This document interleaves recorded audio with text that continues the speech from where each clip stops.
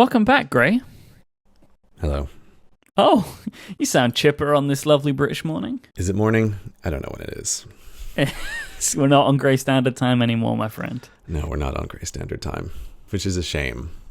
So you are back in the UK. Yeah. It's the middle of July. Is it? Okay. You left the UK at the beginning of June?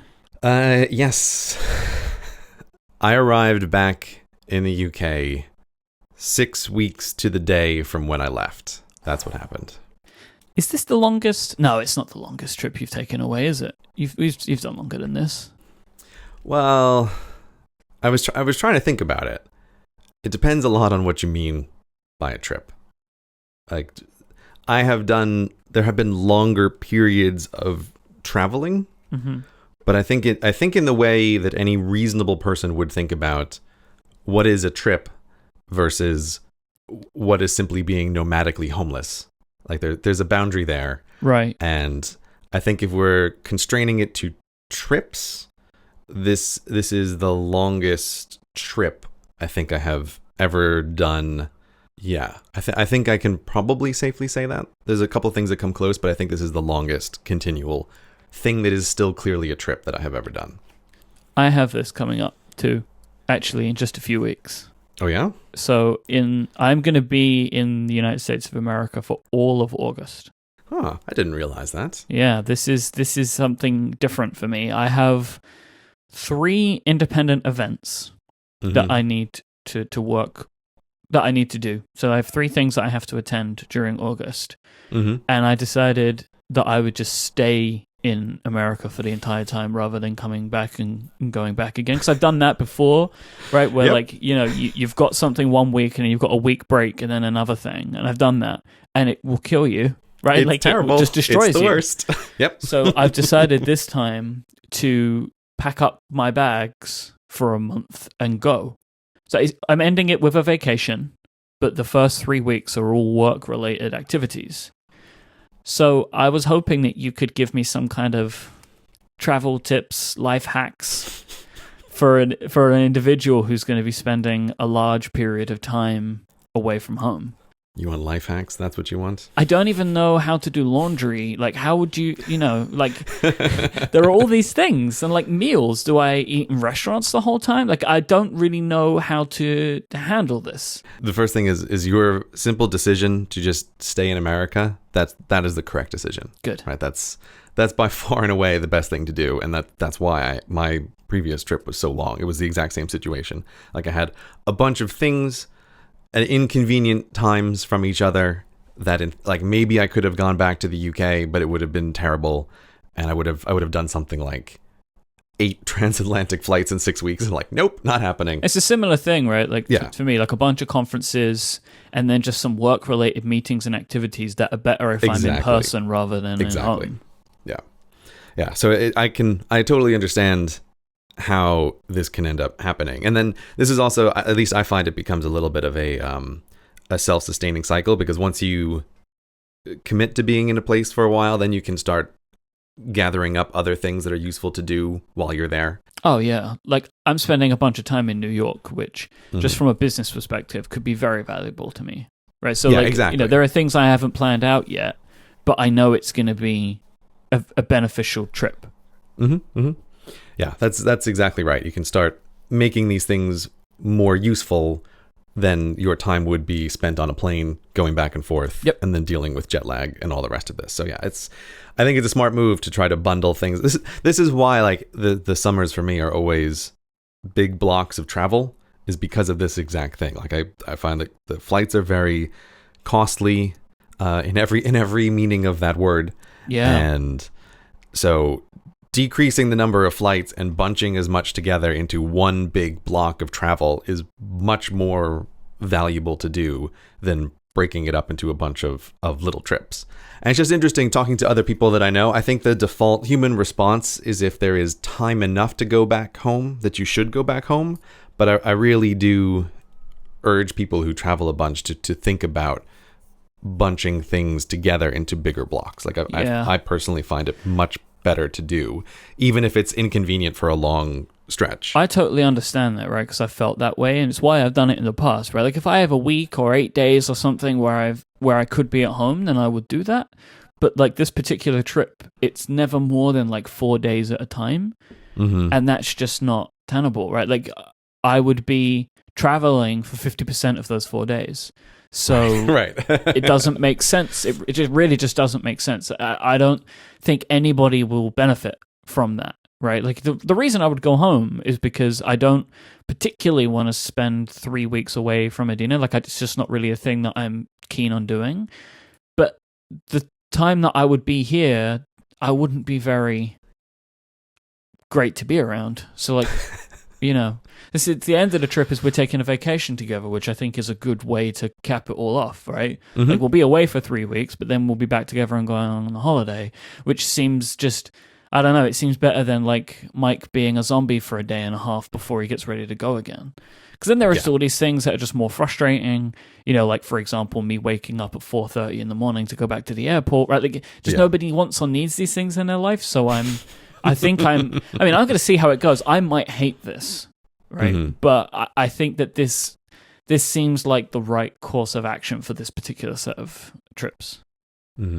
Yeah, I can definitely see that. All right, so you want life hacks? I need real usable tips. I need takeaways. I need some key takeaways. I don't know. I mean, I'm just trying to think like okay, so things that matter for we'll start with number one, laundry. When I do this kind of trip, laundry just becomes a big part of it, right? Because you can't actually pack 6 weeks worth of clothing. No. You can't pack a month's worth of clothing. It's just not going to happen. But I like to view this. I like to view this as an advantage, because once you assume that laundry is going to be part of this process, you can actually pack less than you would for a trip that's like a week-long trip. Right? Because if you think about it, if you know you're going to be doing laundry, you can probably cut down the number of outfits you would take on a week trip by like 30% at least. So I just assume that this is going to happen, and it depends on like what exactly your situation is. But like very very often in America, like if depending on where you are, there just are not convenient laundromats around, or like it's such an incredible hassle and you're usually busy. So I have yet to meet a hotel that won't do the laundry for you, and this is one of these places where, yes, are they going to charge you a fortune to do the laundry?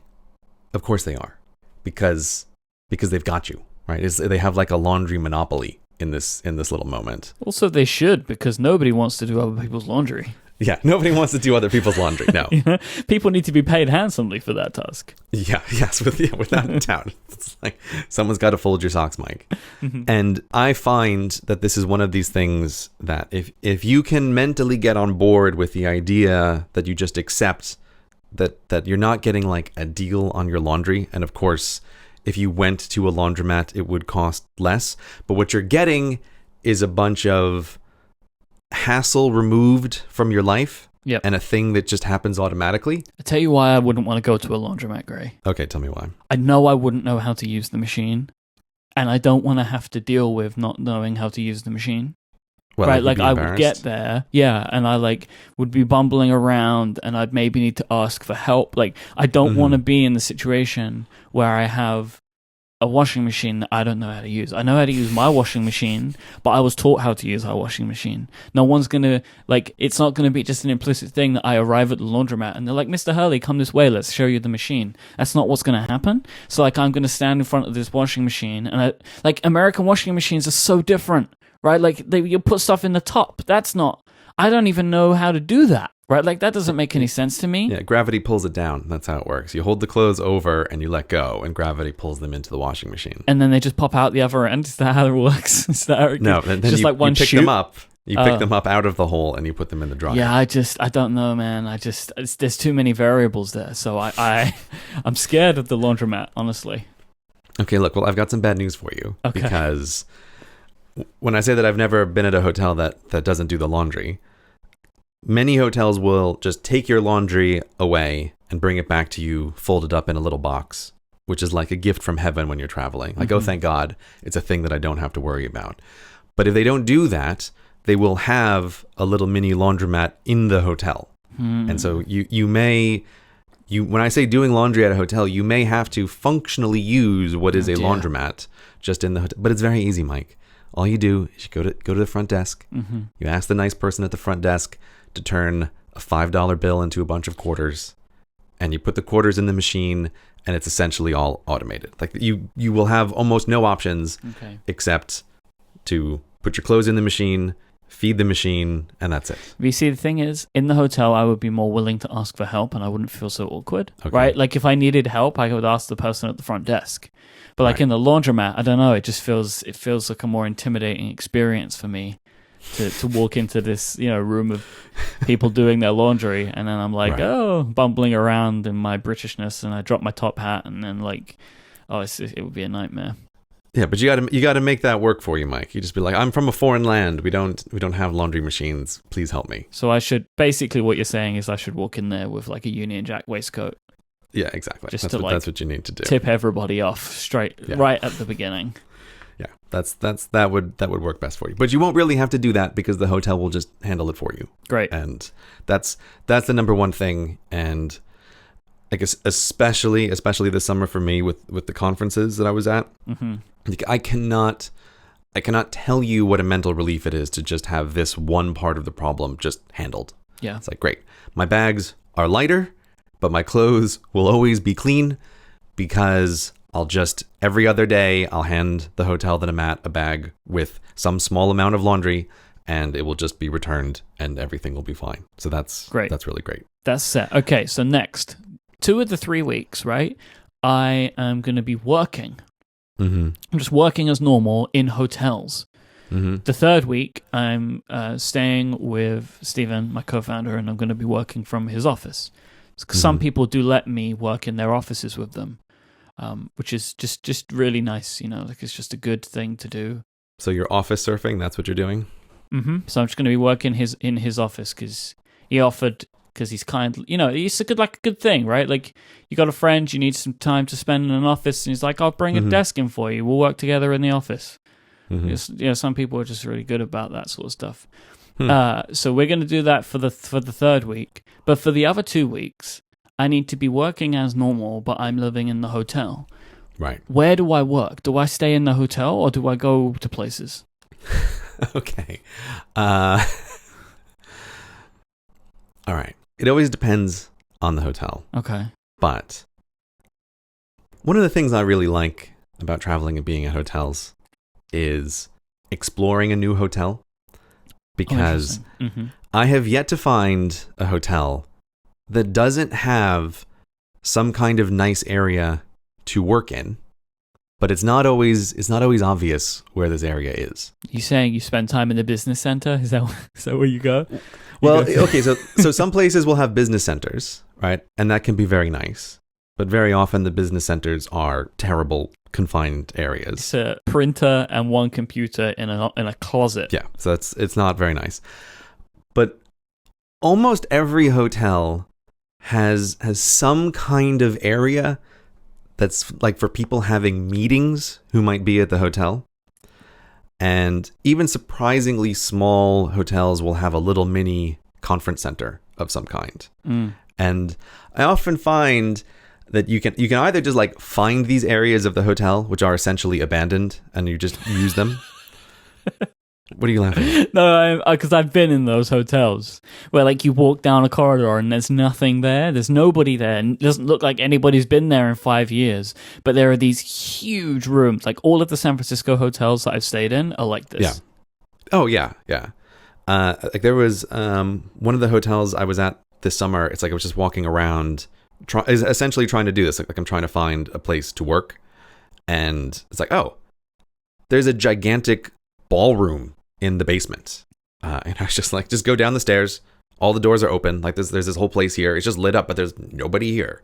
There's nobody here all day, maybe not for 10 years. It's like you just don't know. But it's surprising how many hotels, if you look around, have a space to work that is almost certainly better than whatever sad little desk you have in the actual hotel room. Okay. So I have extraordinarily rarely not been able to find some better space in the hotel. And if you can't find any place, I've asked at the front desk, like, oh, are there, like, is there a meeting room somewhere that I can use if nobody's using it?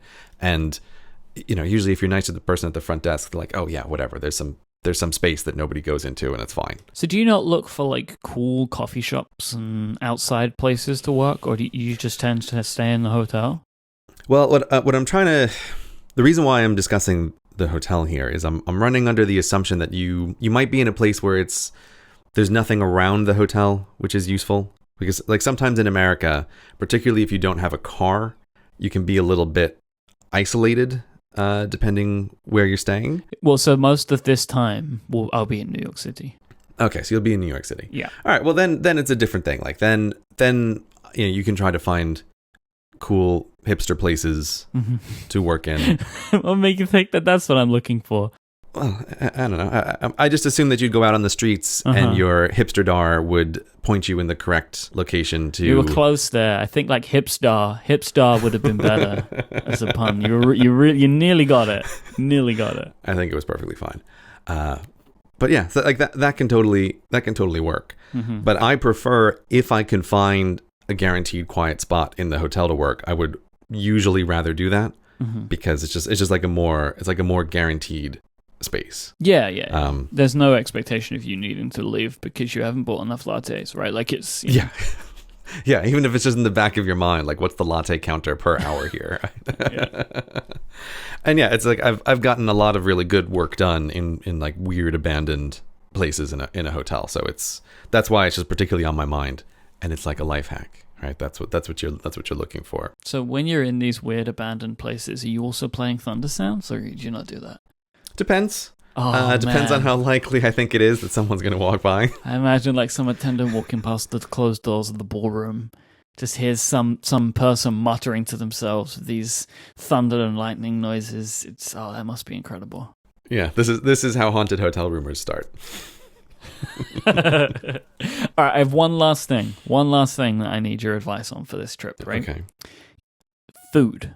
Now, I have noticed about myself that if I am away from home for like a long period of time, I start to feel a bit sick from eating out all the time. Yeah. So how do you combat this? Because like you can't, I mean, at least not in the hotels that I'm staying in, I can't prepare myself a meal. So what do you do? Do you eat out for every meal? I'm totally with you on this. You can get kind of travel food sick, especially in America. Yeah, I'm sorry, Americans. Like you have such amazing food, but it's really bad for your constitution.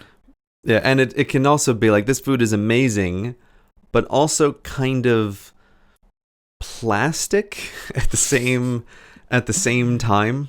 Gray said it, not me. I didn't say that. That's why you didn't need to say it. Like the American can say it and then it's fine, right? Like, I can say that out loud. But it's even like, like if I go into IHOP and it's like, oh, IHOP, you can make me an omelet any time of day. That's great. That's a fantastic standard meal. But after 3 of them, it's like, these omelets are both delicious and plasticky. Like I feel like I have some kind of plastic residue building up inside of my body, or the food can just start to feel a little bit unreal, and again in America, sort of samey. Like every burger place is sort of the same. So yeah, it's like America, fantastic for 2 weeks, but it can, if you're there longer, it's like you need to start planning for this kind of stuff. I don't have a lot to tell you about this because it depends so much on what you eat. But there's 2 things here. Like the first is I will this past summer, I very frequently would just try to find a supermarket that was nearby and almost in a way like eat out at the supermarket. Like I'm just going to go to the supermarket. I'm going to buy some things that I can immediately assemble into a meal that I will just eat. Instead of eating out at a restaurant, because it's just sort of like I said, the food is sort of tiring, constantly eating out at a restaurant. But what I also try to look for is a lot of American hotels are sort of family oriented in that they will have like a little fridge or maybe a super tiny kitchen area. And that can be helpful. So if you know you're going to be in a place for a while, I will very often try to find a hotel that won't just have a mini bar, but they'll have, here's a little refrigerator and maybe just like a one pan electric stovetop. Like it makes a huge difference. I think look, you know me, right? Like the places that I've booked, they're too hipster to have a little kitchenette. Like it's, right, yeah. Let's be honest, I'm staying in Brooklyn for right. Oh god, I can only imagine. Yeah. The kind of hotel that I assume has a dog at the front reception desk. Maybe I'm not interested in the dog, but it's very possible. Yeah, a dog with glasses. Yeah, I got it. And a bow tie. So I may have shot myself in the foot on that one. Well, if you've already made reservations, I can't help you. Of course I've already made reservations. I leave in like 2.5 weeks, Gray. No. We don't all live on the edge like you. Yeah, I love to leave everything until the last possible second. I know. I know you do. Everybody who knows me is irritated to no end. But it's like, this is a hangover of Standby Flying. Is like, how late can I leave this decision until? I will leave it until the last possible moment. But yeah, so I'm sorry that your hipster hotels won't have refrigerators. Yeah, I mean, look, they have all the other amenities that I'm looking for, but maybe not. Maybe it has a refrigerator, but I doubt it has a little stovetop or anything. Yeah. Well, I think even with the refrigerator, a thing that becomes, I've noticed becoming more difficult over time is that you used to be able to kind of at least pack stuff in a little refrigerator, even if it was explicitly intended to be a mini bar. But more and more hotels are using those mini bars that are pressure sensitive. So if you try to like pack some stuff in the refrigerator, it registers that you have purchased everything, and you have like a $500 bill the next morning. So it's those refrigerators are super annoying. There's one last thing that I'll just mention for long-term travel, which people don't often think about, but you can have things sent to a hotel in advance of your arrival. And what? I'm just thinking about your cupboard full of audio equipment. Look, we don't need to get into the details. We can gloss over the details here. But I'm just gonna say, for very long travel, it is worth thinking about. Are there things that you can have sent to the hotel instead of having to carry it to the hotel, or things that you'll need on the trip, which are simply easier instead of getting them before you leave and packing them, having them sent to where you're going to go. You need to, speaking from experience, you need to contact the hotel before you do this and find out whatever their little system is, because each hotel will have some squirrely system for how you're supposed to address the mail that they're going to get for you in advance. But this is also a hugely helpful thing. And so this summer, I was actually very fortunate in that I was re-upping on some of the clothes that I buy in like packages, as we've mentioned before. It's like, oh, it's time to get new shirts, so I need 4 new shirts of the exact same kind. And so I had a bunch of clothes that I was able to just have shipped to the hotel, which were the like new clothes that I was going to wear in bulk, so that I didn't have to actually have it shipped to me here in the UK and then like pack it all and travel with it to America. It's like, no, I'm just arriving and this stuff is here.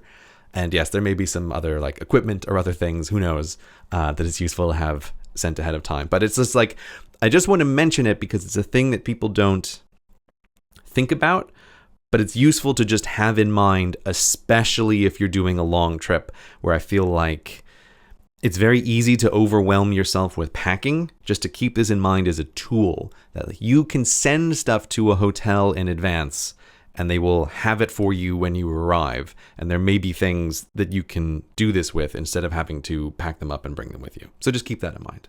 This is something that I'm familiar with, because quite frequently there will be a call from the front desk for me, and I have to go pick up a package, which is probably something from Levi's that Adina has ordered for me to bring home. This is the thing. Yes. That's a whole other category of things to bring home for somebody else from America. Yes, because America is full of treasures. It's like, what's the name of the hotel that you're staying in? What's the address? Yeah, yes. Yes, it is not possible to return from America without bringing things back for people unspecified. Yep, I once went down to the front desk, came back upstairs with a box. I opened the box, and there was a cooking thermometer in the box. That's good. It is a really good thermometer, though. You know, America, they make good stuff there. Except omelets, right? The omelets are good, but not more than 3 in a row. This episode of Cortex is brought to you by Casper. Most people don't really think about the science behind a mattress, but the Casper Mattress was designed by a team of 20 engineers and perfected by a community of nearly 500,000 sleepers. The Casper team are really just a bunch of engineering nerds digging as far as possible into the science of sleep and the technology that you use to deliver it. They've put their expertise into creating a mattress that combines pressure-relieving supportive memory foam with a breathable open cell layer for all-night comfort. And don't just take my word for it, Fast Company recently named Casper the most innovative brand of 2017 because of this. Buying a Casper mattress is so easy, it's completely risk-free. They offer free delivery and free returns to the US, Canada, and the UK too, and they ship directly to your door in an impossibly small box. This box is so small, you can get it up your stairs if you live in an apartment building. You open the box up, you get the mattress out, it comes in this like vacuum pack thing which you open up, the mattress breathes to life, and it's ready to sleep on. Casper understand that you actually want to take some time before you make this decision, which is why with Casper, you actually get to sleep on the mattress before, because Casper gives you 100 nights to try it out. They understand that you want to spend some time on that mattress before you commit to sleeping on it for the next third of your life. If you don't love it, they will pick it up and refund you everything. Dive deeper into the science behind the perfect mattress and get $50 towards any mattress purchase by going to casper.com/Cortex and using the code Cortex at checkout. Terms and conditions apply. We thank Casper for their support of this show and Relay FM. So I have a question for you. I feel like over the time that I've known you, over the few years that we've been working together, you've been very influential on me. In a few different areas, you know, like making me think about different projects to start, different ways of thinking about work. I just want to see if it is possible that I influenced you in any way to start vlogging. No. I'm sorry, Myke. Can you just give me one? You know, just throw me a bone, you know? Look, just say yes and then I can edit it in that way. Myke, we have to be truthful with the listeners. Do we?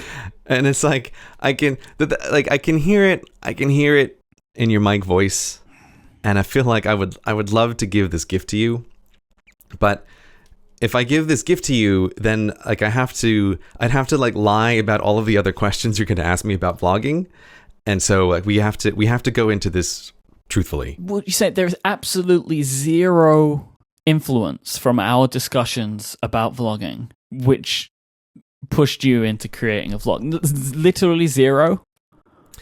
So, Myke, if you go back to the CGP Grey 2 YouTube channel and you look at some of those early videos, those early videos are there because they are discards from vlogs that I tried to make right from the start of the channel. Like, or their test footage for things that I was trying out. So that vlog that I put up was probably the 5th or 6th serious run that I had done towards vlogging of some kind in the past many years. So I'm sorry, Myke. Well, moving swiftly on then. Why did you do this? Like, I can't understand why you did this. Like, there are so many things. Like, you just put out a video, right? Like, a couple of days before. It was a really big video that you've been working on, I know, for quite a while, which was very good, called 7 Ways to Maximize Misery, that I don't want to talk about because I'll have to think about that video again, and it just makes me sad. right? If I think about me and that video, I don't want to talk about that one. So we're just going to move swiftly on past that. Swiftly along, extremely swiftly, almost at breakneck speeds. But yeah, that video's made a lot of people uncomfortable. Yep, that's perfect. Don't want to think about it. Don't want to talk about it. Great. Moving I on. haven't thought about it for a while, and now I don't even want to be here anymore. So you'd like just put it up, and it was doing really well, and then you're like, oh, surprise! Here is a vlog that I made, which is 16 minutes long. Which is 15 minutes 34 seconds to be precise. My number one piece of critique for you is that your time lapse was too long. That is my critique for you. Okay. If I know you didn't ask for it, but that would be it. I'm interested in your input. So I was really struggling at the time to try and work out why you did this, and I still don't think I have a good idea for it. Do you have any guesses? You just like to surprise people? I don't know. Like, I feel like sometimes, just about 60% of your overall work is just like a real long con on someone, right? Like, just like that there is like, some trolling event that you're working towards, and like when we get there, it's like a prestige type thing. Wow, that would be a lot of my work. That would simply be a long con. I wouldn't put that past you, though, right? Like, my whole YouTube career was just a long con for this moment. Like, surprise, I'm actually a vlogger. I just haven't told anybody. It's just going to be vlogs from now on. Yeah. Yeah. Someone upset you like 15 years ago, and like you've been working towards the payback, like, and eventually you'll get there. Wow, that's an interesting perspective. No, Myke, it's not a long con. No, yeah, of course. Although I do have to say it was in a perfect lineup of things in the universe. I was planning to post that video when I did, a couple days after the previous one had gone up. But what I absolutely loved is the day before I posted it, some guy on the Reddit had a top voted comment where he's like, oh, I know what kind of videos Gray makes. He makes two kinds of videos. And he like wrote this long explanation of like, this is exactly what Gray does, and we can expect all of his videos to look like this. And I was like, tee-hee-heeing inside over that. I was like, you don't know it's coming tomorrow, buddy. And it was great because a lot of people remembered that comment, when the vlog went out. They're like, hey, didn't this guy have a top voted comment about he knows exactly what's going to happen? So I think the listeners of this show know that the expectation is that you should not have expectations, as you put it once, Myke. Mm-hmm. And I feel like doing a vlog certainly fits into that category of an expectation breaker. It was one of the many things that you do. Like, sometimes you'll do something, and then I start getting texts from people. Oh, I'm sorry, Myke. And like, people, they just want to know you're okay, right? Like, if you go on one of your particularly interesting Twitter excursions for an evening, like, people are like, is he all right? I'm like, I think so, yeah. So this was one of those. I like the idea that people don't message me about the video. People message you about the video. It's more like, about just your overall state, really. Oh, okay. Right. All right. That's why they don't ask me, because they're worried. They want to know, is he okay? Well, no, I think it's because people just know you won't respond. I'll respond eventually. I get back to text messages within at least a week most of the time. That is really good. Yes, it's a good trend. I try to keep that a real tight loop. Do you have like a good reason for why you did this? Like, what made you want to, like, what was it that one, like, made you make the video, and two, put it on the main channel as well? Like, it really is an out of character move. Like, but like, to be serious, like, it is a strange thing to do, I think. Well, I don't know. I mean, again, it doesn't seem out of character to me. I mean, okay, let's compare it to every other video on the channel, shall we? Right? Like, it is different. It's different in a harsh way to everything else that you produce. Because people learn things from your videos, but like the lesson that you were teaching in the vlog, people shouldn't learn. What do you mean? It's a great lesson. That when you travel, that you should keep your time zone of home. Like, that was very particular. Are you seriously going to say that that's not a great, like, I think that's genius. I think everybody should do that. It is a good idea for if you were in this very specific set of circumstances that you were in.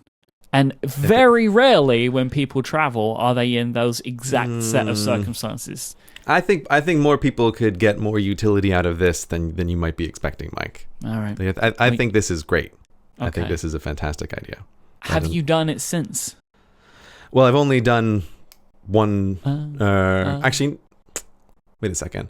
Okay, so what I'm realizing is I just realized I have to do the mental calculation, because in my mind, publishing the vlog when I did puts the actual trip in my head in the wrong timeline. Right? I think like, oh, that trip happened much more recently than it actually did, because it happened a while ago. Mm-hmm. But so the answer is yes, I have done it, but only on trips that are going to time zones that are very close. And this summer, 6 weeks, I think would have been too long to try to maintain gray master time. I think that would have been a fast recipe for disaster.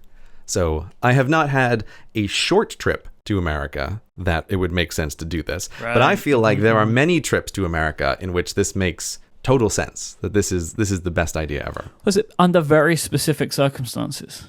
Right? Like if you're only going for a very short period of time where you don't really need to interact with other humans in regular settings, this is a very abnormal trip to take. I don't know. It seems like a lot of my trips are like this. It seems like surely everybody travels this way. This is, again, like completely centered around you and your intricacies as a human. Okay. But yeah, it's a great idea, and I'm glad we can both agree on that. So I still, though, don't have a good answer for why you did this. Well, I guess there's two things here.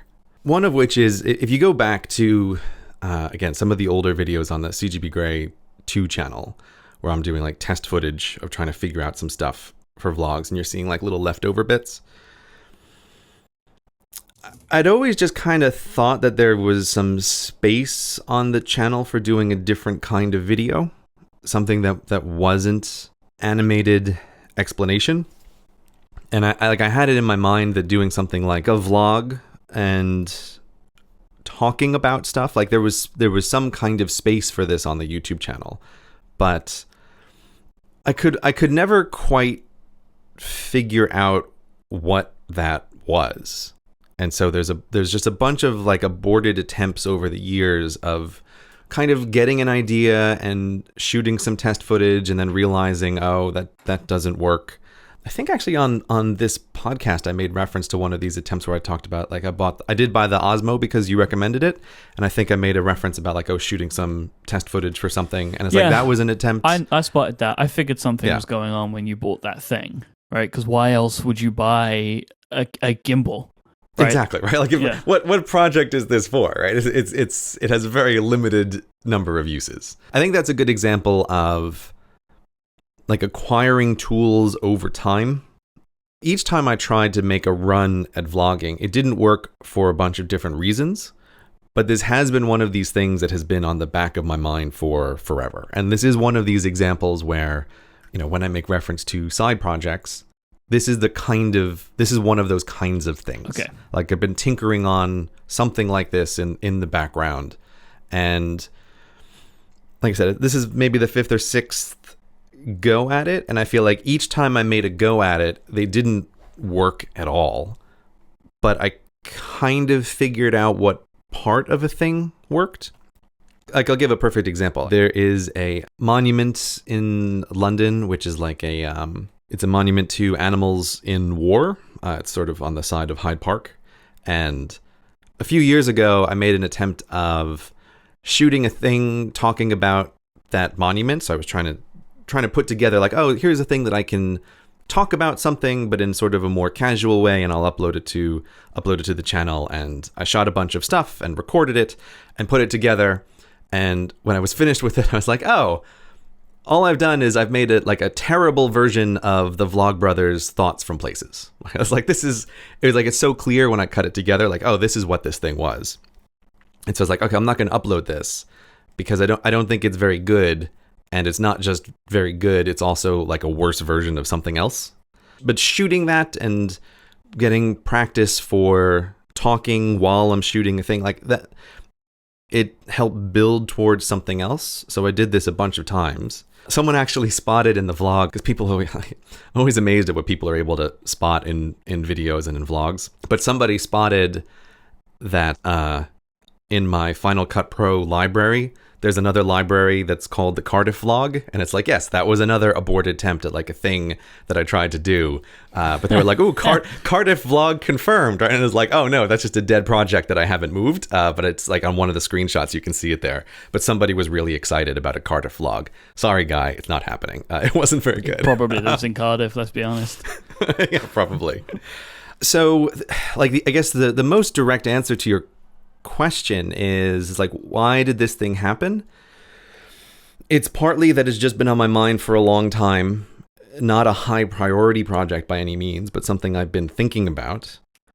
And then it was also just the result of a bunch of things coming together that felt like, oh, I've made enough goes at this that I've learned how to do a few things, and I happen to be doing a trip that I think is interesting to other people in a particular way, and like I can look at that vlog and very clearly see things from older vlogs that like I changed or adapted. Like last year at VidCon, I was trying to shoot a bunch of stuff for, I thought like, oh, I'll do a vlog about going to VidCon, like this will be kind of interesting. No one's done one of those before. Yeah, well, this is it. Like, I thought I had an idea about how to do it, and it's like, oh, this, and when I was there, it was so clear, like, this is terrible. Like, this is a terrible idea. But there were a couple of things about that I thought, like, well, this whole thing is terrible. I have an interesting idea about a way to do something, and I'll put that in my pocket for later. So I feel like this is another one of these examples where it kind of, I think it kind of looks to people like it's a thing that comes out of nowhere. But it's actually, like everything, it's grown out of other stuff. Okay, I think it's, for you specifically, vlogging is weird. Why? Well, because you don't show yourself, right? Like, that is a thing that you have made a concerted effort over the years that you've been working, right? That you're quite a private person, and you never show your face. Like, I don't show my face in the vlog, though. I know, but what I mean is, the fact that you are a very private person and you don't show your face is why when people see Siege Grey vlog, they're surprised by that, because those two things are pretty prevalent in vlogging. Now, again, look, of course, you can do things your own way. You did a good job of how you did pieces of camera. You can see why, like, it is surprising for you to vlog because you don't like to talk about your private life and you don't like to show your face. And that's kind of like a big part of what the vlogs that people expect to see include. Yeah, I can see that. And this is where, from the behind the scenes stuff, like one of the rules that I had for myself about these various projects is, I don't know how to put this, but like, let's say, like, you know, if you know a bunch of people who are vloggers, there are ways that you can see that the vlog is their whole life. I had just had it in mind for this Las Vegas one in particular that I was only going to do this if I could do it in a way that doesn't interfere with any of the other stuff that I'm there for, or doesn't interfere with my life in any way. I am very, very conscious of this myself. Mm-hmm. Whenever I take vlog footage of a trip, like a conference, I only take what I need. Right. And, you know, a lot of times, like, people will say to me, oh, you're not vlogging this. But it's like, well, yeah, but I just choose not to take video footage of all of us sitting around together. Right, like, I'm very particular when I do it of what I'm shooting, because I don't intend for the vlog to be all that I do when I'm traveling. And it's not about this, like, be in the moment type, you know, like, you know, that whole idea of like, don't take pictures, be in the moment, which I kind of understand to a point, but that's not what I'm doing. That's not your reason. Yeah. I have a life that is not the vlog. The vlog is not that important to me that it needs to become my life. So exactly, I will just take the footage that I want and need and not film everything because I get that perfect moment. Right. I actually do feel very strongly a kind of presence focus, and that was something in particular that when I mentioned like trying to film a vlog at VidCon last year, that was a thing I was hyper aware of doing wrong, was a kind of thinking about everything in terms of filmability and just realizing like, wow, this makes me really unhappy immediately. like I hate having this loop run in my mind. which should have been obvious because it's like there's plenty of things I do in my life that are to increase a kind of now focus. And it's like, this is one of the reasons why I took Twitter off of my phone, is because I recognized having Twitter on my phone means there's a constant daemon process running in the back of my brain, which says, is there anything you could tweet right now? And it's like that sort of pulls you out of just being somewhere. So I feel like I am very sensitive to that. And like, that's something I learned from trying to film a vlog, like in a place where there are people and I'm doing stuff, is like, oh, okay. Yeah. I'm refused to do this because it makes my life worse. It makes my life dramatically worse. I found myself just naturally doing this over the last couple of years as my life has changed. You know, in that, like, the people that I'm closest to, I see a handful of times a year in most cases. Yeah. Like, most of my closest friends do not live in the same country as me. And so when I am on these trips where we're all together, I just don't want to do anything else that's contained within the little box in my pocket, right? Like, I've just become naturally quite good at it, like, without trying, because it's important to me. So, you know, I haven't had to force myself. I can really see why people do. Like, I can totally see why, like, people make the effort to force themselves. But when I'm on these sort of trips, like, it's just not something that I want to be doing or dealing with. And honestly, like, the Apple Watch has been a big help for me with that, because I don't need to get my phone out of my pocket, because I'm confident that everything that I need to know will be pushed on my wrist. Oh yeah. And like, the thing that I'm aware of in conferences is I sort of have to open up my phone more. I think of it as putting the phone in conference mode.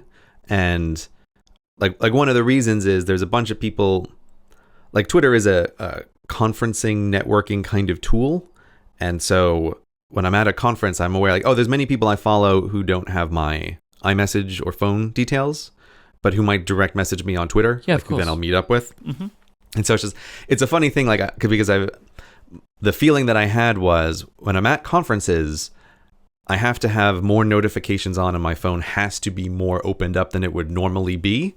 And then adding on top of that, doing something like, and now I'm constantly thinking about what I'm going to film for the vlog. It's like, it's too much. Like, it makes, like, I don't like having the phone even this open in the first place. And then adding one more thing on top of that was just like, oh, I hate this. But that's partly why, like, when I was thinking about that Las Vegas trip, it was a thing that was kind of like a test for myself. Is there a way I can do this where I feel like I'm never having a moment, like, it doesn't intrude in my mind and it doesn't intrude on the people around me in any way that I'm doing a vlog. And so, like, that was kind of one of the tests for me, is I think I know a way I can do this, but I have to actually try it to see if it works. And obviously, like, it did work. I wouldn't have done it, or I would have stopped filming if I felt like, oh, this is impinging on my life. So this is what I mean. Like, that vlog kind of just ticks a bunch of boxes in my head that I feel like I had an idea for how a format could work for me. And I had an idea about how to, like, film appropriately without getting in the way of my own life. Yeah. And the other thing is, like, why have I been messing around with vlogs in the background is, if people go back and listen to a bunch of maybe like the last 5 or so episodes of Cortex, there are times in there where we're having conversations about, like, oh, you need to have other creative outlets. Like, when you're talking about your vlog as like an additional creative outlet. And I think if someone goes back and listens to those conversations, like, I think it'll be much more obvious now that's like, oh, I was clearly coming close to the end of finishing this vlog that went up, because that's another benefit of it is useful to make different things on occasion. Like, if you work in a creative field, this is a beneficial thing intrinsically, right? Even if it's not going to necessarily be like an incredibly popular or profitable thing, doing something different creatively can be beneficial in all other kinds of ways. So that's why I feel like it ticked all of these boxes for me, and so to me, it makes perfect sense to make this vlog. Can we take a quick sidebar on that? Sure. So I've been feeling this again. I'm in that mode right now, and I thought that making YouTube videos would fill the creative gap in my life that I was looking to fill. Mm-hmm. It has to a point, and I feel like I know where I'm going with the YouTube videos now. Like, I'm trying to make like one a month, and it's about something that I really want to make a video about. So I'm not like forcing the topic, so which keeps it good for me, because I make a video when I have something I want to do, and if I don't have something in a month, I'm not beating myself up about the fact that I haven't done one. Yeah, that is super smart. That is a super smart way to think about it and handle it. It is purely just an outlet, a different thing, trying to learn some new skills. That's why I'm doing this, but it hasn't filled the creative hole that I felt. And I think I've gotten closer to working out what it might be, but I don't know how to get there. And basically, I think I want to do something that isn't based in reality. Ah, okay. Everything that I do is focused on real things. Right. And I think I want to do something that is fiction-based. That's the move that I'm going towards. So that's very interesting. Interesting. I don't really have any idea yet. But just like looking at my own tastes for things that I'm enjoying, I feel like, and just thinking about me as a person, right? Like, I was one of these kids that used to write stories and like did when I was a teenager, right? Like, I have many beginnings of novels, right? Like, I was one of those sorts of kids, right? That I would write stories. And I think that is where I'm leaning right now, but like, I don't really have anything for it. It's like, I just wanted to mention it because it is a thing that I'm feeling right now, and I think, and I hope could become a little running trend for a bit of me trying to work out what that might be. But like, that is where I've gotten to with my kind of like, I feel like I have to do something new and different, and that's where I'm leaning towards right now. That's very interesting. Not that I ever expect to feel that, by the way. Yeah, no, I don't. I'm not like, oh, this is the announcement that in 2 years, Myke the book is going to be out, right? Like, that's not the expectation. Well, I mean, just that, like, if I do something that I think that it will be the magic bullet, and I won't feel, and I will feel creatively satisfied. Right. Yeah. Right. Yeah. Just retire.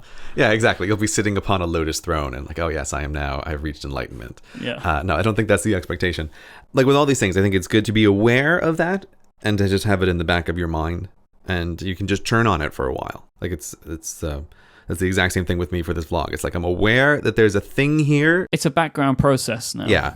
And it's like, I'm just going to churn on this, and maybe it's going to take 5 years before something pops out, but it's like, this is just running in the background as a thing. And I think in your position, it's very helpful to be aware of the specific nature, right? To be aware that like, oh, the vlog is not exactly hitting what you want on this, and there's something else, and you're able to put words to precisely what it is. Like, that's very helpful. I have an Apple Note where I add random things to every now and then, right? Like that's kind of where that project is in its life, and it's very like it is as likely right now that nothing will ever come of it, but it's where I'm kind of pushing towards. Yeah, and that, like, for anybody who has creative projects on the back of their mind, like the thing that you've just mentioned there, that process of collecting, I think, is super important, even if you don't specifically do anything with the items that you have collected.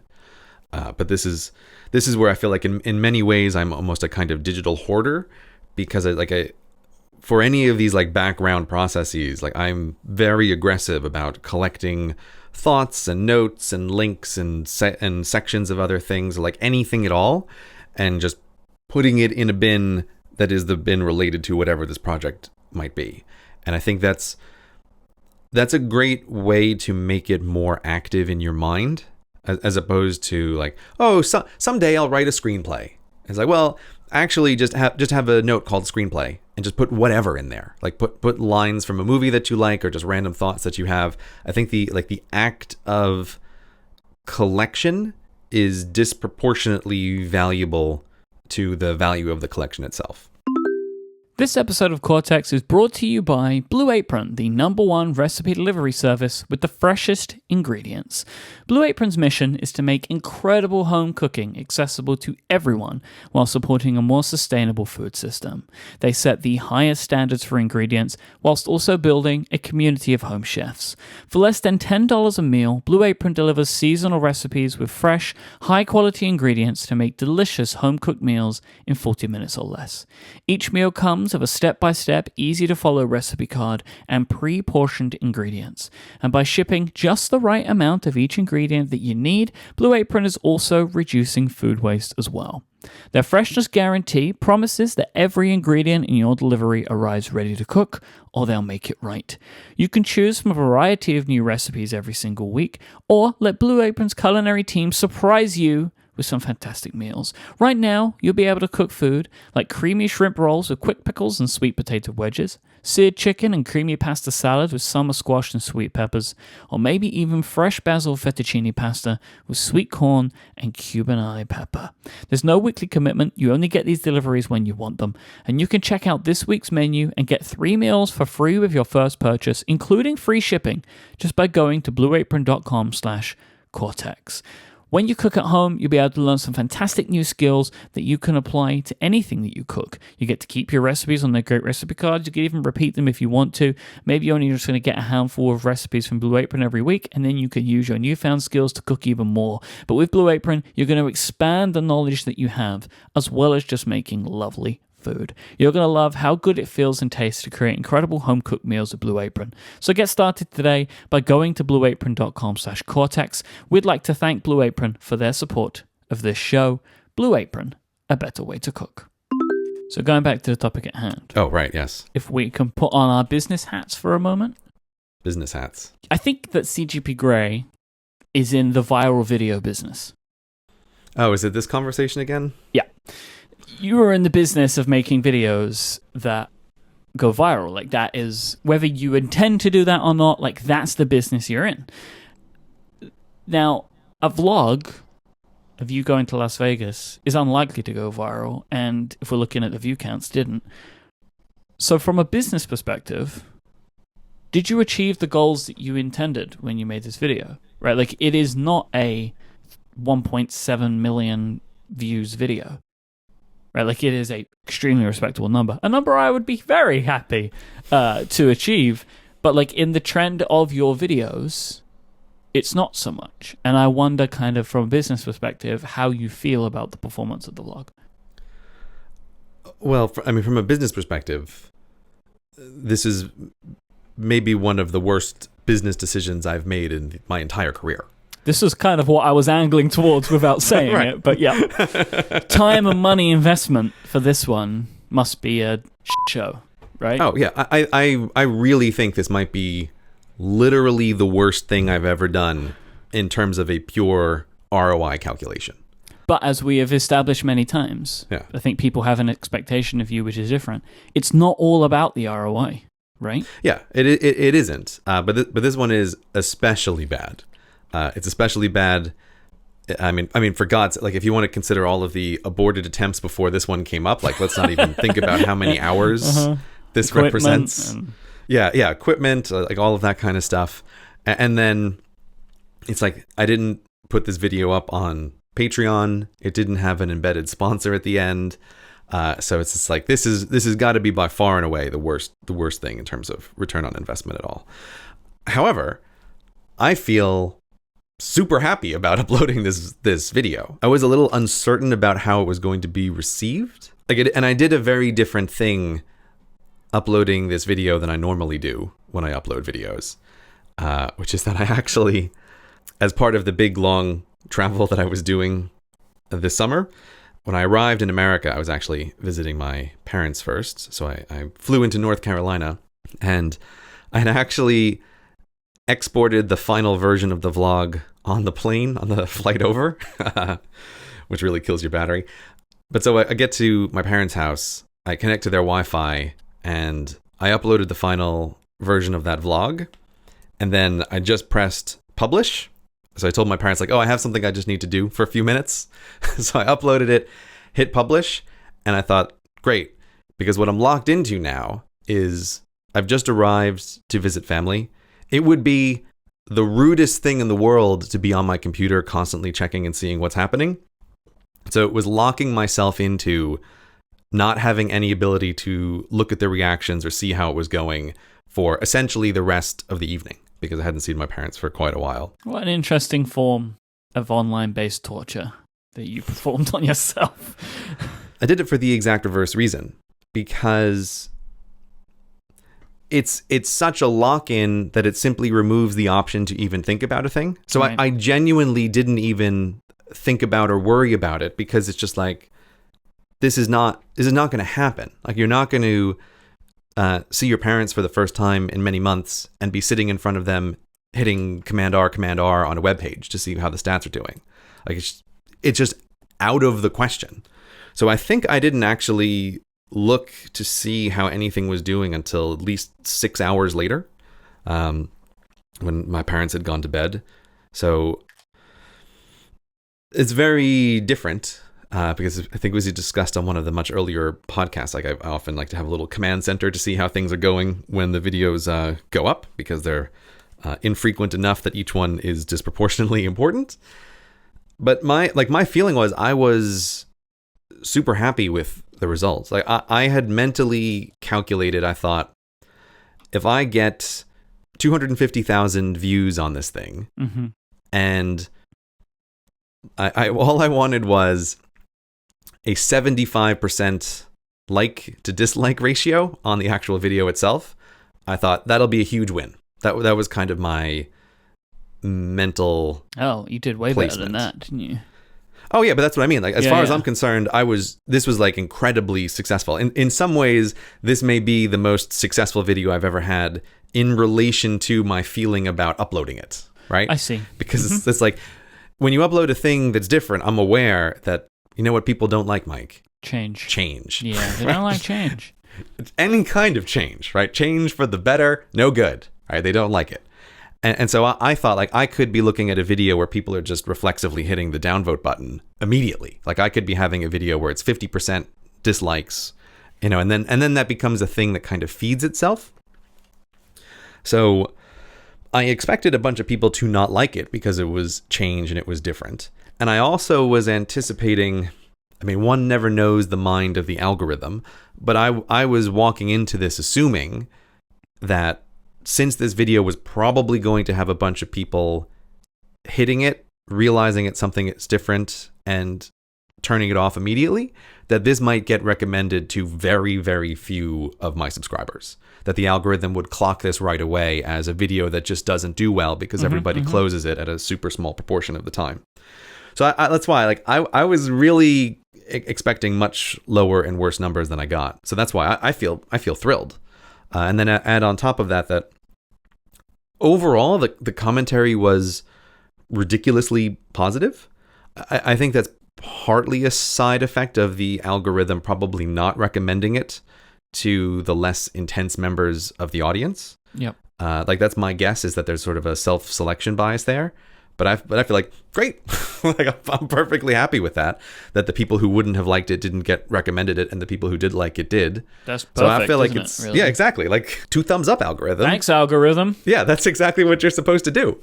I feel ridiculously happy with the way that it went. Like, it was succeeded beyond my wildest expectations, even though it was by far and away my worst business decision ever. So you're gonna do any more of these? Like, without committing yourself. Like, TGB Grey the vlogger is a thing that could continue. Like, you feel from this project that, like, okay, I could potentially do more of these if I wanted to. Yeah, I feel like that's the least committal way to try and put that. I feel like if the stars align in the right way, that this makes sense to do again. But I feel like there are a lot of stars that have to align in order for this to work out. So it's not like, oh yeah, vlogs are definitely a thing that I'm going to be actively pursuing. Like, there's nothing active about this in the same way that over the past many years there was nothing really active about it. But there are projects, that you've begun that you did a thing for and then you killed them and then they're dead, right? Like, yeah. But this isn't one of those. It's not dead. Yeah, it's not a dead thing. But like, for example, when I did the Amsterdam Wool conference a while back, where I was sort of going back to back to VidCon and Ireland, like I sort of started to film a bunch of stuff there. I thought like, oh, this might be interesting. And then like very quickly while I was doing it, I was like, oh, this is actually not interesting at all. Like, it's super boring. And so it just stopped. But that was a thing that I was filming after I was very confident that the Las Vegas vlog was going to become a thing. I just needed to continue chipping away at it and editing it. So I've already done some small attempts at trying to film a thing.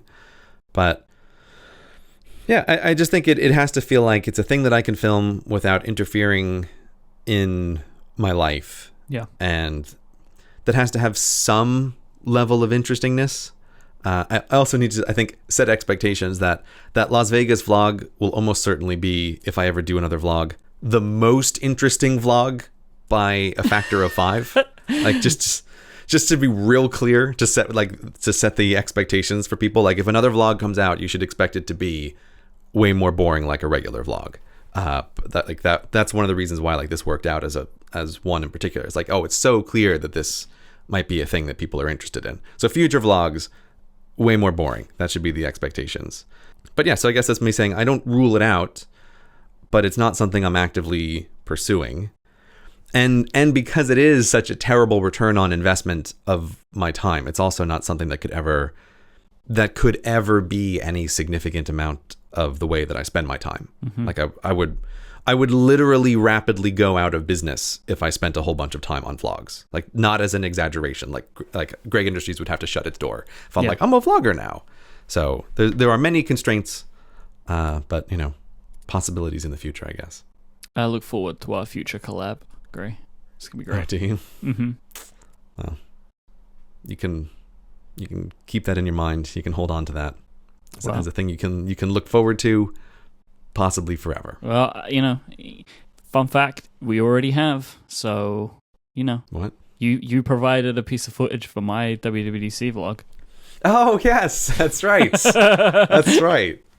I forgot about that. There's a little secret in there, which I didn't call out. I wonder if people can work out what piece of footage you shot in my vlog. There is a piece of footage. There's 2 pieces of footage in your vlog that I shot. 2? Yeah, there's 2. Oh, I thought there was only 1. So there you go. Now I need to work out what the second one was. In the Reddit, I want to know. People could try and guess what parts of my WWDC vlog did Gray shoot. I don't think that counts as a collab. That was just, I was being a voluntary cameraman for you there. I consider it a collab. Okay, you can do that. So we've both been using iOS 11 for a couple of weeks now. I'm assuming our brand new iPads. Did you buy both iPads? Did you buy one iPad? What iPad did you buy?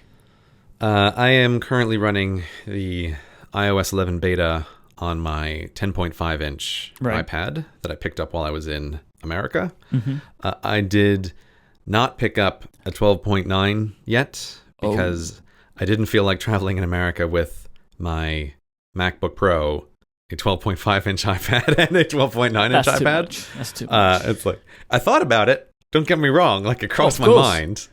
And I was like, well, I will save a lot of money if I buy it in America. But ultimately, travel packing convenience trumps everything.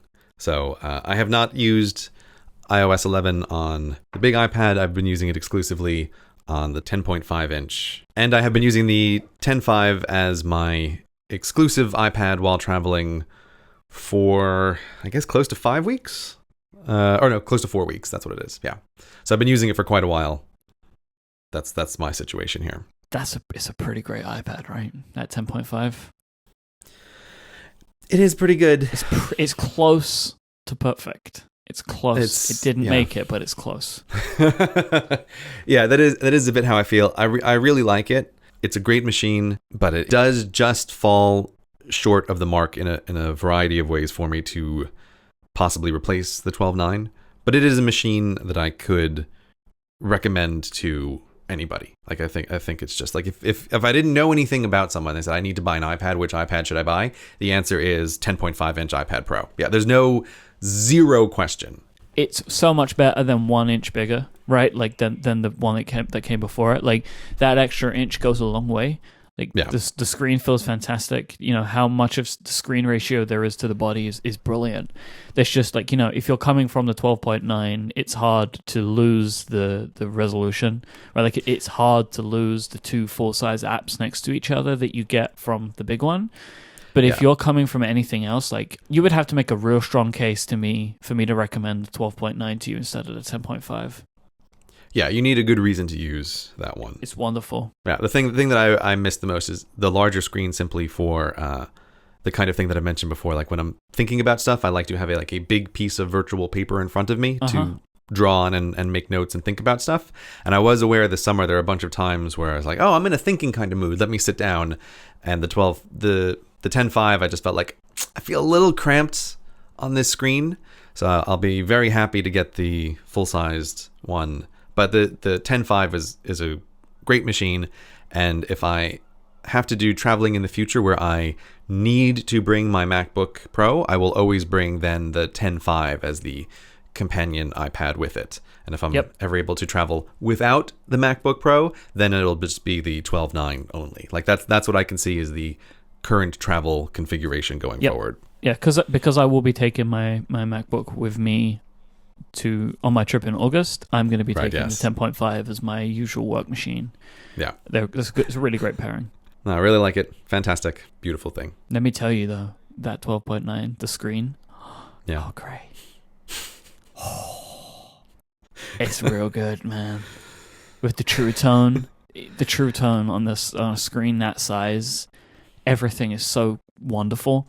And just the 120 hertz stuff, the ProMotion on that big screen, oh boy, it's wonderful. It is an absolutely fantastic upgrade if you're coming from the 12.9. Like it is a really fantastic computer. I look forward to it. Although you forget that I am the only person in the world who despises True Tone. So I forget that about you. It gives me a headache, and I hate it. I don't understand how that's possible, but I also know people that the 120 hertz makes them feel nauseous. So people's brains and eyes are wired in completely different ways. Yeah. I was very worried about that. I was super concerned, and one of the first things I did actually when I got the new iPad was I tested out that accessibility setting where it can crank it back down to 60 frames a second. I turned that on, and I immediately opened up GoodNotes because I wanted to see, does that affect the pen latency? And I was like, okay, great. It doesn't affect the pen latency at all if you turn on that accessibility setting. So I felt like I have a safe fallback in case the 120 hertz does bother me. But I feel it still looks a little weird. Like I'm still taking a little bit of getting used to it. But I'm not in the place where that bothers me. But True Tone does give me a headache because I know my brain is trying to color correct back the way computer screens look from a lifetime of looking at computer screens. Yeah. And it makes me exhausted to look at the color corrected screen. It really does. So I have to turn that off. That is interesting because it's one of the things that I love the most, like the way it makes the colors look. Oh, I know. Like everybody loves it. Everybody I've set up with iPads, it's like I turn that on for them and it's like, you'll like this thing, you won't even notice. So yeah, everybody loves it. I'm the only person I have ever come across who just cannot have it on. So thank you, Apple, for having an option to turn it off. I really appreciate that. Yeah, it also has just other benefits. It has wider color and stuff like that. So the screen really is just wonderful. It's wonderful. This episode of Cortex is brought to you by Squarespace. Enter offer code Cortex at checkout to get 10% off your first purchase. Squarespace lets you easily create a website for your next idea. Maybe you want to create an online store. Maybe you want to create a portfolio or a blog. Maybe you just want a single page to show off all of the photos from your most recent summer travel. Whatever you want to do, Squarespace is the all-in-one platform that makes it easy. There's nothing to install, no patches to worry about, no upgrades needed. Speaking as someone who used to run a server before he switched over to Squarespace, that's a huge pain in the butt that I'm very, very happy to never have to deal with. And you won't either. Squarespace has got you covered. They have award-winning 24/7 customer support if you need any help. And if you aren't a designer, no worries. They have award-winning templates that you can use and tweak to show off your great ideas. I use Squarespace for all of my websites, and I really think that you should too. They're just fantastic. Squarespace plans start at $12 a month, but you can begin a trial with no credit card required by going to squarespace.com. They let you build your site before you have to enter in your credit card details. It's really great, so you can see how it works before you have to commit. Then when you decide to sign up with Squarespace, which you totally will because they're great, use offer code Cortex to get 10% off your first purchase and to show your support for this show. And thanks to Squarespace for their support of this show and all of Relay FM. Squarespace, make your next move, make your next website. But this isn't the only thing, right? I think iOS 11 is the bigger of the two shoes to drop. It's very, very different. I mean, we've both been using it for quite a few weeks now. I have it on both of my iPads now, because once I moved to 11 on one, I had to move to 11 on the other. Like I couldn't completely focus on the way that things have changed if I was 50% of the time using something that was not changed. You know, like it was breaking me a bit. There is what I think of as beta creep, that if you put the beta on one device, it slowly creeps to the other devices. But this one has the strongest beta creep if you are living the multi-pad lifestyle. That if you're going to put it on one iPad, don't kid yourself. It has to go on all of them. Like there's no version, because the muscle memory is just too different. It's so different. You cannot possibly be running two iPads, one with iOS 10 and one with iOS 11. Like it will destroy your brain. So yeah, you have to put it on. You have to put on everything if you're gonna play the dangerous beta game. What is your overall thought about iOS 11 on the iPad? I mean, we can get into some specifics if you want to, but overall, how do you feel about this version of the operating system on the device that you use? Are you happy for the change? Are you unhappy? Like, what is your overall feeling? I mean, yeah, overall, I'd have to give it a thumbs up. I know, like I feel pretty good about it. There are things, obviously, that I would like changed. There's something that I particularly, I've got a sales pitch for Apple later on something I think they should add. Good. That always goes well. Yeah.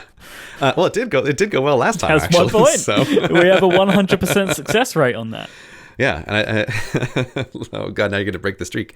But no, overall, I have to give it a thumbs up. There's a lot to like about it. There's a lot of additional power that's coming with it. There's a lot of nice features. There's a lot of stuff we haven't even got yet, right? Like that's one thing to really consider, you know, the full power of drag and drop and the Files app we won't realize until September. Yeah. So I've got to say, my overall impression is a thumbs up. I know I presume that you feel the same way. Oh, I'm incredibly enthused about this. Mm-hmm. This really is the version of iOS that I have wanted for my iPad for nearly 3 years. Like this is exactly what I wanted. It has its foibles. It's not perfect, but I wasn't expecting that. Personally, the biggest criticism is that it is more complicated, but I don't really understand why that should be a problem for professional users, because that's who this is aimed for. Professional operating systems are complicated. And all we need to do, in my opinion, is just learn the way to use it in the same way that we learned to use the weird app picker. Yeah, well, there's, and also I'll throw something else in there because I think I mentioned a couple of shows ago that I moved my very non-technical aunt over to an iPad Pro when it first came out, and she was thrilled with that device. And I was thinking about her as I was using the beta. Just thinking like, oh, here there's going to be a software update. And I actually think they've done a really good job with, while they have added a ton of stuff, I just kept thinking from my aunt's perspective, actually very little will change. She wouldn't even know. Yeah, like she'll never know that a whole bunch of this stuff is here. And importantly, the thing that she does, which is double tap the home button to change apps, like, the only thing that's happened there is she'll just be able to see more apps on the screen at once because it's just in a grid now instead of in a big sheet with more visual information to what you're actually going to be picking. So I have to give Apple credit because I do think the iPad is a product where they have this problem where there are going to be a disproportionate number of very non-tech savvy users. And also just like users who are young children, like, you know, parents giving their kids an iPad. And while they have added a whole bunch of stuff for the more professional end of the spectrum, they have successfully, in my view, retained a lot of the simplicity of when you just press the home button twice, like you've always done, it's still the same. It just looks a little bit different, but you might not even notice. So I have to give them real credit for that, because I think it is more complex, but for the vast majority of users, it won't matter and it won't affect them in any way. So how do you feel then, like in using this from a more kind of like going through all the different changes?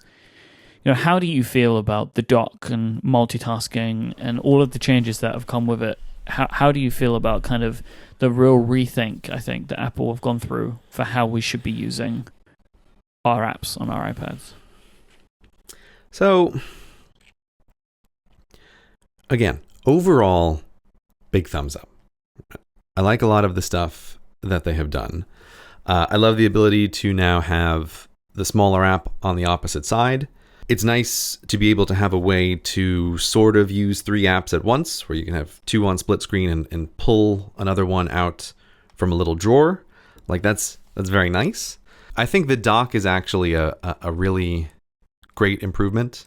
I think it's super intuitive, and I think it's a great move that they have made the same gesture to pull up the dock also be a gesture to get to Control Center and to slide into the app switching view. Like, I think that's a very natural gesture that has a lot of power. So I think all of that stuff is great. If we get to the section of things that I'm concerned about, though, I will say there's one main concern and one main request is how I'll phrase my thoughts on iOS 11. And my main concern is how they have implemented the idea that apps pair together. I was thinking about this earlier today, and as far as I know, the first person I ever heard mention this idea of pairing apps together was Jason Snell, probably on Upgrade, talking to you. I remember hearing Jason a long time ago talk about the idea of buddy apps, that he wishes he could specify that 2 apps should be buddies, that this would be a good way to handle some stuff on the iPad. And I remember hearing him talk about that and thought like, yeah, that's a great idea. But what I kind of feel has happened is it's like Apple is a genie who heard that wish. And you know that genies, they always grant your wish, but in a way that you wish they hadn't. They grant it incredibly literally. Yeah. And so I feel like the Apple genie granted the wish and said, all apps are buddies, right? Every app will have buddies, all of them. And it's a bit like, no, I don't think that's what Jason was asking for. I don't think that's what anybody was asking for.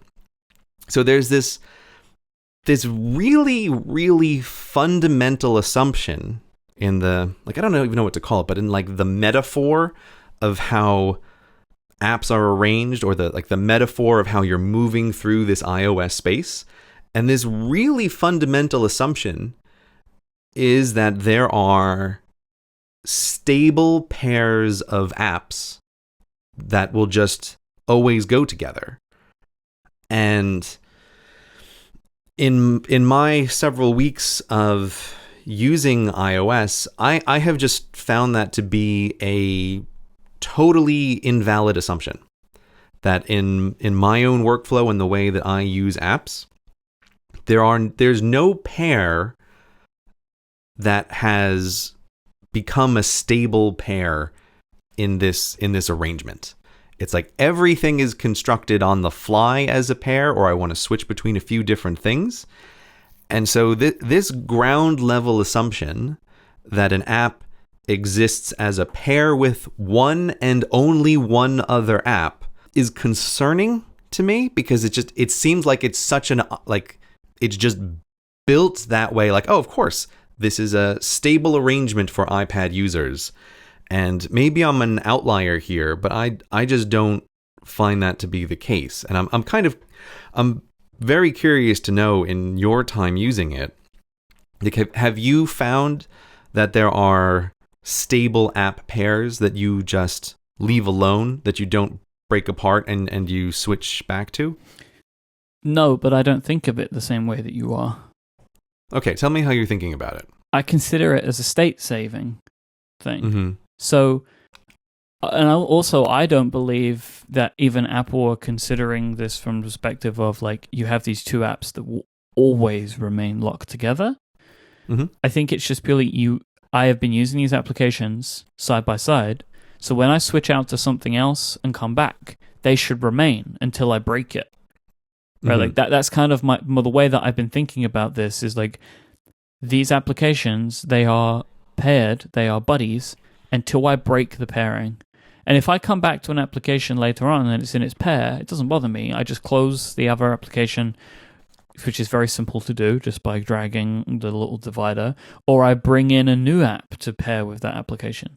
I also have wanted the pairs thing for a while, in the idea that like I could hit an icon and it would launch two apps at the same time. Right. The pairing that we have isn't that, but I'm also perfectly fine with it. I've had to change some of my workflows, right? Like I got really used to Command Tab switching out one application, which it doesn't do anymore. It kind of just switches the entire thing. It will move you to another space or another pair or another full app. Mm-hmm. But I've just changed my workflow, and the fact that I can have three apps on screen at the same time makes it work perfectly fine in most instances. Mm-hmm. Mm-hmm. So, it's like it's just different, but it's not different in a way that I've not been able to become accustomed to. And the pairing of applications is fine for me. Like, honestly, I don't think I want to be able to pair Google Docs with 6 different other apps. Like, I want, honestly, just to have the flexibility to move them around at my will. The idea of having these multiple instances pairings, I think, honestly, would get really messy really fast. And quite quickly, there would be certain applications that would have a pairing instance with almost every other app that I use, which I don't think will work out to be something that I can keep track of in my head. Mm-hmm. Yeah, I wouldn't be asking for that either. I think that's another like way the genie could grant the wish, which is like not what anybody like. Oh, I don't want to have Notes paired with every single other app on my iPad, right? Like, because it's like that's what would obviously happen over time. So yeah, I'm not asking for that. The reason why I say it feels like there's an expectation that they're stable is connected to the thing that I would sort of request here is that, again, I think they have done a great job with the visual drag and drop from the dock, like the way that you can add another app to be the thing on the side. And again, I'll use another example of a family member. So I was showing my mom the iOS 11 beta while I was there over the summer. And my mom is about as pro of a user as you can get without being an actual professional on the iPad. Like she's very good. And it was just interesting to see that she immediately got it. Right? Like, yes, because they've done it in this visual way, like you pull up the dock and you take the icon that you want and you put it where you want and you let go. It's like, great. My favorite thing is how it fades out the area that it's going to go to. Yeah. It squeezes in the entire screen if you're going to the edge. Yeah. It fades out the previous app when you hover over it. I think that's all done so beautifully well. Yeah, they've done a great job of making it visually clear, what are you doing, right? And to a user who is now at the level where they will discover or find out or want to use the multitasking, again, great. I think that's a much better solution for most people than the old version of swipe in from the side and then swipe down from the top. It's just like, no, look at the thing you want to do and just do the most sensible thing if they were physical objects, right? That's what you're doing. So I think that's very good. But the thing for me that I find is if you're very intensely using the iPad with a bunch of different apps, I find that I am constantly breaking apart and reassembling these pairs. And when you do that, it's a lot of steps actually to do, and I find the process clunky.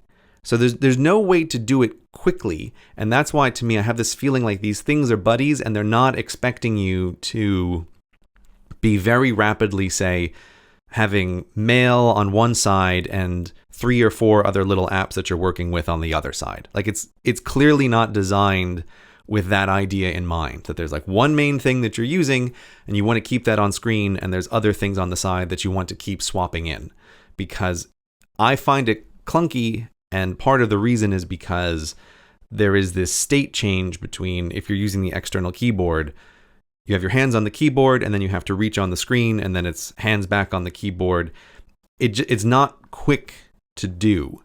And that's why I'm just a little bit concerned about this idea that there are this state savingness, because I feel like I'm constantly undoing that.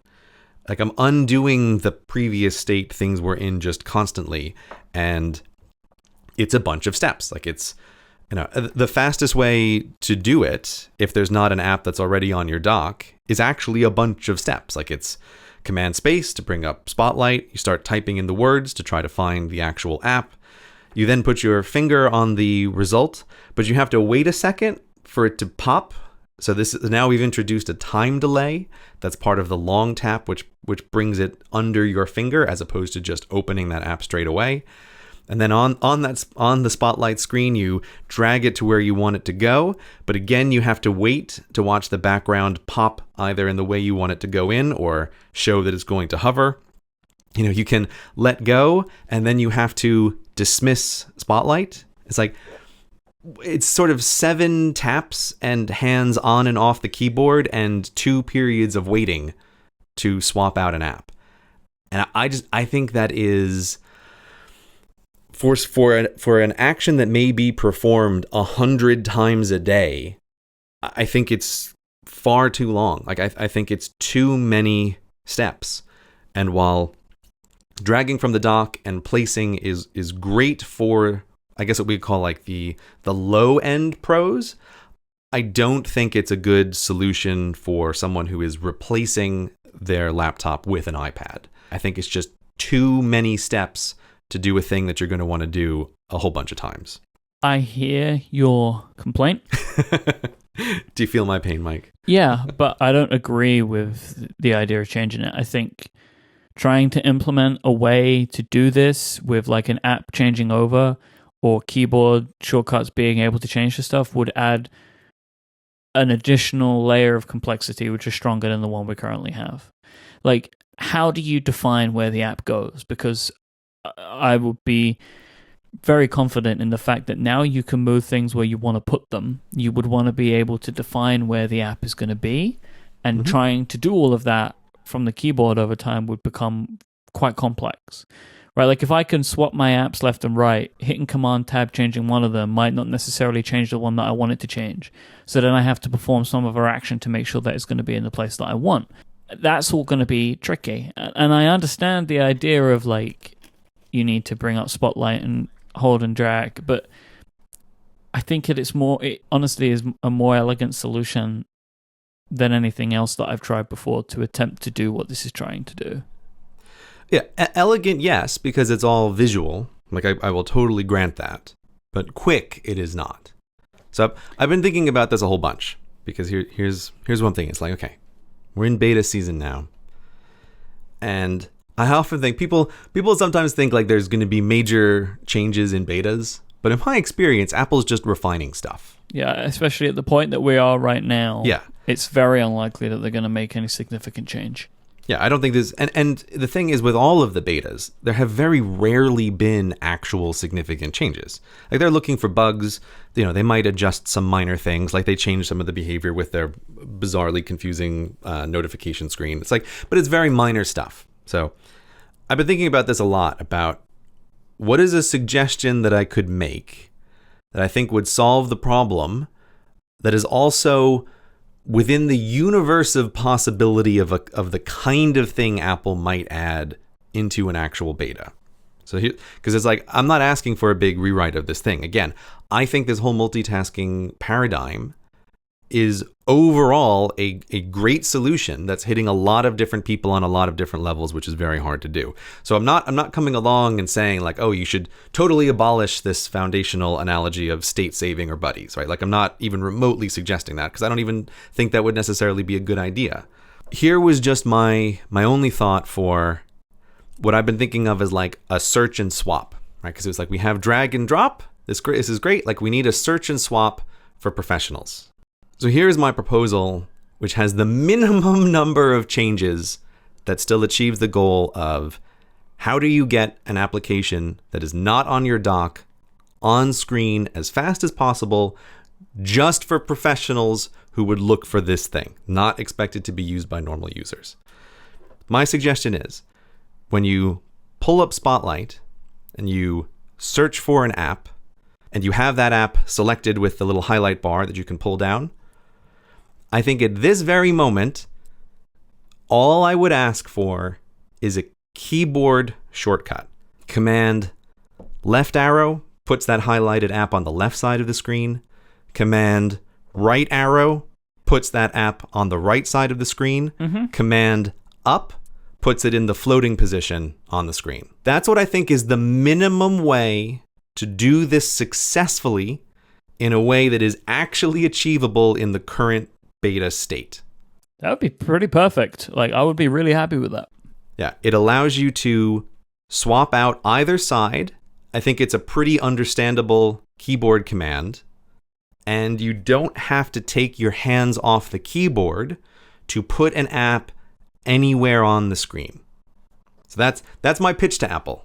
If you want to do some kind of search and swap, I think a keyboard command in the Spotlight interface that already exists to just move the app to the left, the right, or the top of the screen, I think that would be like a perfect search and swap that is implementable in a beta period with the minimum amount of having to rewrite anything.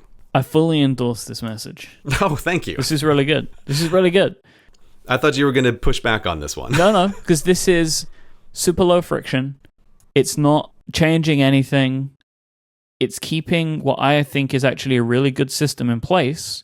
Yeah. But it's just adding just one little extra thing that most people would never even notice. Like, for example, the way that you do the drag and drop out of Spotlight, that's already a super pro move. Oh my God. I would never know that had existed if Teachy hadn't told me about it. Yeah, it's great. It works perfectly. It's a good pro move. Like, I like that. But the idea to be able to just simply do it with these like 3 sets of keyboard commands that I came to myself as you started describing it, right? Like, they were so obvious what they would be, right? Mm-hmm. Like left, right. And I didn't think of up, but I was thinking of left, right. Mm-hmm. I really, really think that this would be good and wouldn't break anything. It would keep everything just as it is. I'm trying to think of like what could reasonably occur. And I think that would remove almost all of the feeling of clunkiness, constantly switching over apps on one side of the screen or the other side of the screen. So I have one question for you, Gray. Yep. Did you file a radar? I have filed many radars. Good man. Look at you. I think that's I have filed radars on behalf of other people who are not running the iOS beta because I feel like, if that's a thing that you want, like, put it in. But I have to say most of the radars that I file are not, they're not things that I necessarily realistically expect Apple to do. They're things that I would hope for, but I would not be expecting. For anybody that doesn't know, Radar is the name of Apple's bug reporting system. Yeah, but this is perhaps the only thing I can think of that is a change I could, if not realistically, I think I could optimistically hope Apple might actually do. So yes, I'll after the show is over, I will officially then go file a radar with this suggestion. I like it a lot. I think it would really help, and it wouldn't be too breaking of everything that they've done. So, thumbs up from me. Unfortunately, I have absolutely no way of helping you. Are you the chief radar? No.